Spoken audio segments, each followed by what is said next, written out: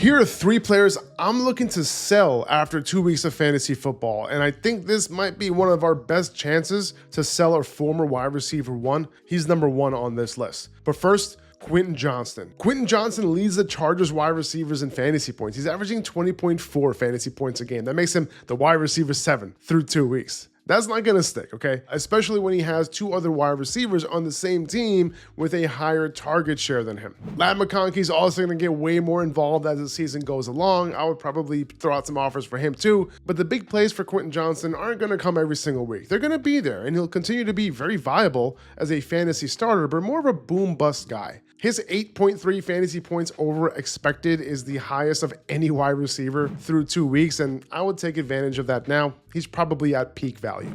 Number 2, Rhamondre Stevenson, 21.2 fantasy points scored in week 2. His expected fantasy points, 14.1. So this might be your last chance to capitalize on a running back who received a 23% target share, that's wide receiver stuff right there, on top of less than 50% of his team's rushing attempts. There might not be many opportunities later in the season once TreVeyon Henderson starts to get involved. Stevenson was also likely on your bench, so if you're not really depending on him this week, there will be plenty of running back needy teams in your league who can use him. So go check around, see who's in need, and send an offer. And number 1, Tyreek Hill. This might be one of your last chances to salvage a nice return for someone who I'm not sure we can depend on moving forward. There's some off the field stuff. He's obviously not the same player anymore. He just had a 100-yard game. He had 3 100-yard games last year. He followed up one of them with a 3-catch, 24-yard performance, and another one with a 2-catch, 36-yard performance. The third one, he didn't play the full game, but he faces Buffalo this upcoming week, who he historically has not performed well against. He's averaged less than 60 yards and barely double-digit fantasy points in 7 games against the Bills since he became a Dolphin in 2022.